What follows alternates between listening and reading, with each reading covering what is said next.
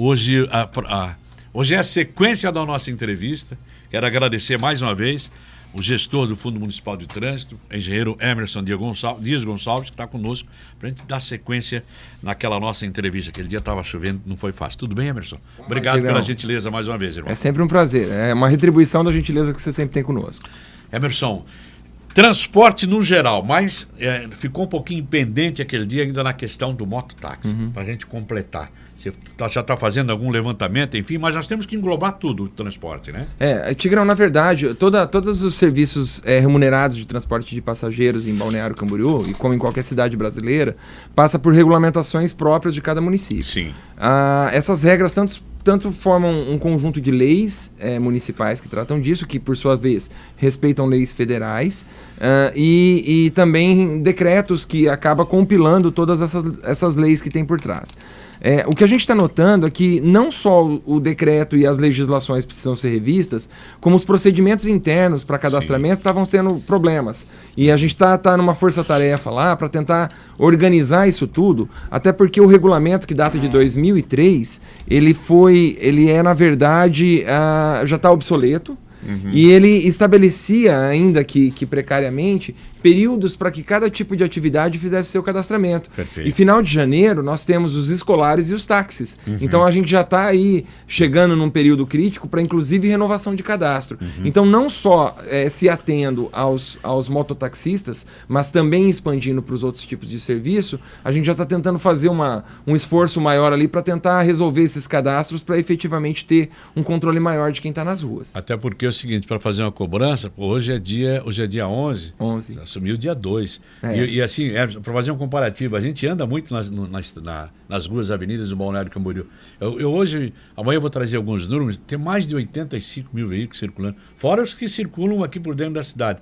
Mas o Balneário tem mais de 86 mil veículos hoje. E você sabe, Tigrão, que a gente está precisando ter agora aí, na hora que começar a assentar a poeira desse novo governo. Evidentemente tem uma série de situações que a gente se depara que nota que podia estar mais bem evoluído em alguns aspectos, mas a intenção é que a gente comece a trabalhar melhor os dados que tem disponível, para saber, por exemplo, qual é a frota circulante que passa por Balneário, porque se a frota local é de 80 ou 90 mil veículos, com certeza tem muito mais carros circulando pela cidade, mesmo fora da temporada de verão. Então, isso de fato implica em problemas, e a gente precisa começar a atacar pontualmente esses problemas. Perfeito. E está tomando pé da situação também, né, Emerson? Estamos começando, tem bastante informação dispersa. A gente está tentando trazer essas informações para consolidar isso. Mas é gradativo. A nossa posse para cidades do interior é mais tranquilo, e mesmo cidades grandes do interior. A posse do governo que assume dia 1º de janeiro numa cidade como Balneário Camboriú é muito complexo, porque você está no meio de um cenário muito difícil. Em Curitiba, por exemplo, que é uma grande cidade, porém não é praiana, é mais tranquilo, porque é uma época em que a cidade está naturalmente mais tranquila, em detrimento de outras épocas do ano. Agora, em Balneário Camboriú é o oposto disso. A gente assume no meio do fervo mesmo, né? Enquanto as outras cidades às vezes descansam, do interior, enfim, transição, aqui é a época de mais trabalho, na realidade. No nosso caso, especificamente, tá bom pro pessoal de trânsito em Curitiba, porque o pessoal de lá tá aqui, né? Então a gente tá tendo que absorver isso aí. É mais fácil, sem dúvida alguma. Você já pensou, na entrevista que nós fizemos semana passada, um teleouvinte, quando eu saí, me ligou, e ele falou: você esqueceu de questionar, fazer uma pergunta, alguma informação com relação ao estacionamento rotativo. Isso já é pensamento do Fundo Municipal de Trânsito? Na verdade, até por determinação do prefeito Fabrício, é uma das prioridades. Até o assunto ele é bastante polêmico por causa do momento. A gente vive um momento em que as vagas estão sendo usadas por tempo longo demais. Tem causado problema, sim. Não que o estacionamento rotativo vá resolver, mas ele ameniza, sem dúvida, né? Ele ameniza grandemente, e ele é uma ferramenta importante para controle de espaço público, porque, na verdade, é uma forma de democratizar o uso da vaga. Se você não tem um estacionamento rotativo, a princípio alguém pode estacionar o carro lá no dia 1º de novembro e tirar no dia 25 de março. Agora, com o estacionamento rotativo, você cria mecanismos para ter um melhor uso daquele espaço por vários usuários, vários contribuintes, aí, vários condutores de veículos, né? Uhum.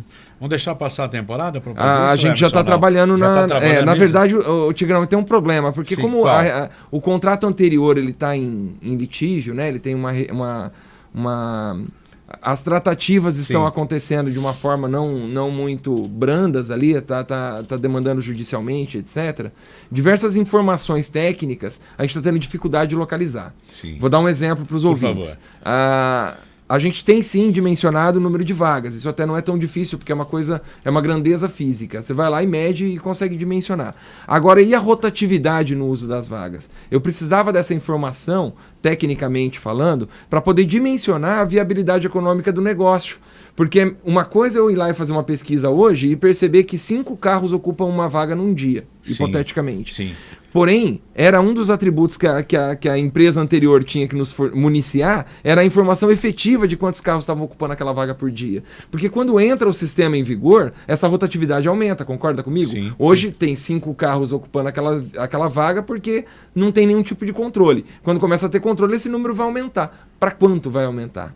Essa resposta tem literatura internacional que responde isso, mas é empírico, não é uma coisa real. E nós teríamos isso se a empresa que está saindo nos tivesse fornecido esse material. Nós vamos tentar ainda, através do jurídico, do apoio do pessoal do setor de compras da prefeitura, tentar ver se a gente consegue sensibilizar da necessidade que tem para isso, para tentar obter esses dados. Eles são muito importantes para esse tipo de trabalho. Mas a expectativa é que a gente esteja lançando o edital assim que os prazos permitirem. Não estamos querendo prolongar isso para muito tempo, não. Perfeito. Mas já está em estudo, então. Está em estudo. Já estamos na busca de informações. É verdade. Porque, na realidade, tem um negócio, já tem um teleouvinte aqui dizendo, Tigrão, e a moto que tudo pode, a bicicleta nas calçadas, diz que não tem fiscalização, tal, tem que ter um órgão fiscalizador nesse sentido. Já tem um teleouvinte que fazendo essa observação. Não, na verdade, a fiscalização, até tivemos uma reunião hoje com os supervisores dos agentes de trânsito,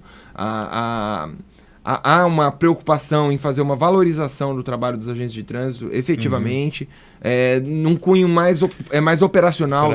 Do que fiscalização, mas para fazer funcionar. Na verdade, o trânsito é um ambiente de conflito e é muito complexo, porque a mesma pessoa que reclama da falta de vaga para estacionar, quando a tem, reclama porque não tinha. É meio complexo, né? Complexo, há muita dificuldade, né? Tá certo. Esse negócio, mas hoje eu acho, e muitas pessoas acham isso, pelo menos a maioria das pessoas que a gente conversa tem essa necessidade, né? Como tu falou, não vai resolver, não resolveu, mas sem dúvida alguma o estacionamento rotativo ele amenizou.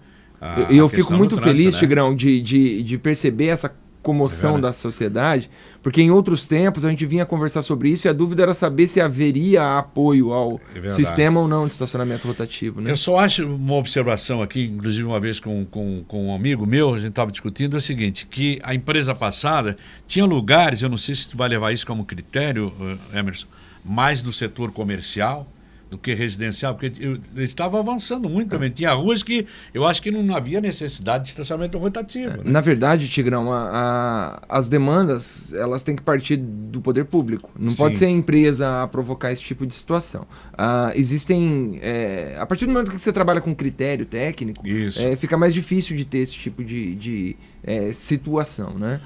Evidentemente, quando você estabelece uma região com estacionamento rotativo, os carros que ali paravam migram para outra região. Sim. Então, ainda que seja uma outra região não tão comercial, às vezes ela está recebendo uma migração e está criando outro tipo de problema. Por isso tem que fazer o estudo. Exato. E isso não é um estudo que morre na hora que contratou a empresa. Pelo contrário, o papel de regulador do poder público ele tem que ser constante. E até por isso a importância dos relatórios para poder municiar como está se comportando as curvas de rotatividade. Tá. Aí a tua secretaria, eu entrevistei o secretário de Segurança, o Castanheira, e eu achei interessante a colocação que ele fez, que ele disse que os agentes estão na rua para estar, não é para estar sentadinhos, não é para circular. Achei interessante isso. Vamos fazer esse trabalho em conjunto. A visão é a mesma. A gente está aí entrando às vésperas da reforma administrativa. A ideia é que nós criamos uma estrutura de uma Secretaria Municipal de Mobilidade para ter um enfoque completamente voltado para as questões de operação de trânsito, de transporte, de mobilidade e de acessibilidade. As nossas calçadas precisam ter melhorias, tem uma série de... a expansão e as conexões das ciclofaixas e ciclovias. Existem lugares onde talvez não fosse muito recomendável ter a ciclofaixa, Verdade. outros que talvez devesse ter mais ciclofaixa do que e hoje não tem, e assim por diante. Outro dia eu até quis entrar para responder, mas eu falei, não, como eu vou no Tigrão, eu vou responder pessoalmente. Vocês estavam tendo um debate em relação a pessoas entrarem agentes de trânsito para operar semáforo em horários de pico. Isso. Antes disso, até a gente tem... me fez esse questionamento. Você está lembrado? Aquele... Acho que foi Lembra, no começo dessa semana que foi falado disso. Eu estava te ouvindo. Você notou que eu estava prestando atenção. Tá vendo, Cléo? É o 10º ouvinte hoje. Aí, ó. Nessa ocasião, eu me lembro de comentar que até com quem estava comigo naquela situação, de que existem muitas tecnologias hoje, no mundo moderno em que a gente vive, que permitem soluções antes da necessidade de entrar o agente de trânsito embaixo para fazer solução de trânsito. Como assim, Emerson? Por exemplo, central semafórica. Existem formas de se controlar semáforo remoto. Através de uma central que, por exemplo, pode ter uma sequência de câmeras numa parede de televisão, como você tem aqui câmeras que nos municia, onde vai ter mapas, onde vai ter manchas de congestionamento, manchas de uso de vaga de estacionamento, câmeras filmando o trânsito, fazendo contagem de tráfego e fazendo lançamento de planos semafóricos. Para você ter uma ideia, Tigrão, é normal que um semáforo desses que nós temos na cidade operem com pelo menos 7 a 10 planos de trabalho, um mesmo semáforo. Isso vai flutuando ao longo das horas do dia, pico da manhã, hora do almoço, entre picos, pico da tarde e dias da semana, porque não faz sentido funcionar do mesmo jeito na segunda e no domingo. Sim. A gente talvez possa utilizar isso de uma maneira melhor para que não haja aquela sensação de que o carro está parado, enquanto na via ninguém está passando. Isso. Foi essa a intenção do nosso teleouvinte. Eu acho que até a hora que veio aqui e fiz esse comentário que eu também achei interessante. Existem muitas tecnologias e isso... Mas não vem carro e eu estou parado, o sinal está fechado. Pretende, de repente, implantar isso? Sem dúvida, a gente está já buscando. Na verdade, essa é uma das prioridades, é começar essas contagens. Toda vez que a gente vai tomar qualquer decisão de engenharia, a gente precisa estar subsidiado por informação técnica. Sim. Quando você vai num médico, ele não vai te operar antes de pedir exames. Nem pode, né? Da mesma forma, os nossos exames são pesquisas. Pesquisa de rotatividade de estacionamento, pesquisa de contagem de tráfego, pesquisa... Aí tem várias pesquisas de tráfego específicas. Nós já estamos querendo fazer esse levantamento para começar a trabalhar isso de primeira, para não ficar deixando para fazer depois. Perfeito. Bom, a gente tinha tantos assuntos, mas já viu uma plaquinha ali, né? Deixa eu só fazer um adendo aqui a Sueli está me passando, diz que o Morro do Boi, fila intensa, obrigado, Sueli, diz que 20 km por hora, o pessoal tomar bastante cuidado nesse sentido. Eu não sei quem é esse meu teleouvinte que está aqui, ele não se identificou. São muitos acidentes de trânsito que acontecem, muitos acidentes principalmente com moto, e é uma verdade, né? Na verdade, é um negócio interessante. Já de quando eu participava do Conselho Nacional de Trânsito lá em Brasília, o assunto era o seguinte: o Brasil tá diminuindo os índices, naquela época, hoje nem tanto, os índices de homicídio e está aumentando os índices de motocídio. Né? Tá tendo muito acidente envolvendo moto. E é uma pena, porque a motocicleta, o para-choque é o ser humano. O ser humano.